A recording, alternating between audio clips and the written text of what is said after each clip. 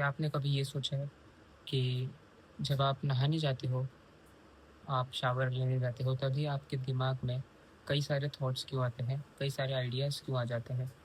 और कुछ आइडियाज़ उनमें से ऐसे होंगे कि वो आपकी लाइफ चेंज कर सकते हैं और उनमें इतनी पावर है कि अगर आप उन पे काम कर दो अच्छे से 2 महीने, 4 महीने लगाकर, तो उनका आपको बहुत अच्छा रिज़ल्ट देखने को मिल सकता है।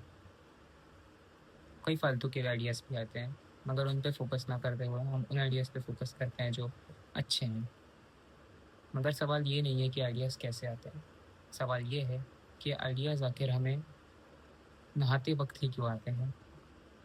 या तो जब हम बाथरूम जाते हैं तभी क्यों आते हैं? कभी आपने इस चीज़ के बारे में सोचा है या इस पे थिंक किया है? तो ऐसे ही मैं भी इस बारे में सोच रहा था, फिर मैंने गूगल किया कि what is the reason behind it? क्यों हमें शावर के समय ही ऐसे थॉट्स और आइडियाज़ आते हैं? तो मुझे ये मालूम पड़ा कि इस चीज़ को हम शावर थॉट्स कहते हैं। और ज़रूरी नहीं है कि ये सिर्फ़ शावर के टाइम आए।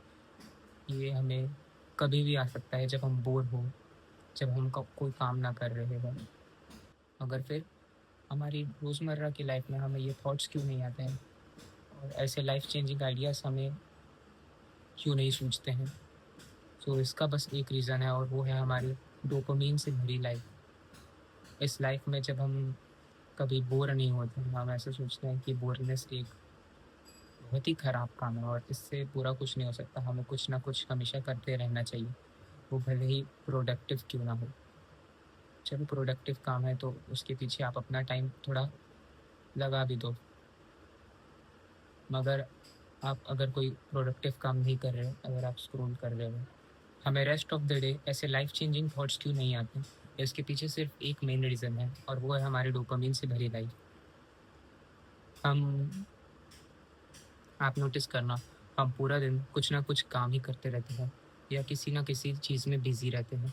हम अपने दिमाग को 2 सेकंड के लिए फ्री नहीं रखते और हमें ये लगता है कि बोर्डम एक बहुत ही बुरी चीज़ है और इससे ना जाने क्या हो जाएगा। हमारी लाइफ तबाह हो जाएगी, बर्बाद हो जाएगी, मगर ऐसा बिल्कुल नहीं है। बोर्डम एक सुपर पावर है। अगर आप अपने दिन में 5 मिनट भी शांति से बैठें, तो आपको ऐसे-ऐसे ख़्याल आ सकते हैं, ऐसे-ऐसे आइडियाज़ आ सकते हैं जो आपकी लाइफ को पूरी तरीके से पलट के रख दे।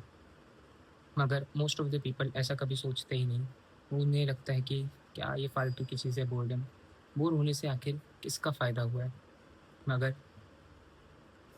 काफ़ी ग्रेट लोगों ने खुद कहा है कि जो उन्होंने स्टार्टअप्स स्टार्टअप शुरू किए, बिज़नेसेस बिल्ड किए या कई इन्फ्लुएंसर्स ने अपने चैनल को क्रिएट किया या फिर आप मेरा एग्ज़ाम्पल ही क्यों ना ले लो।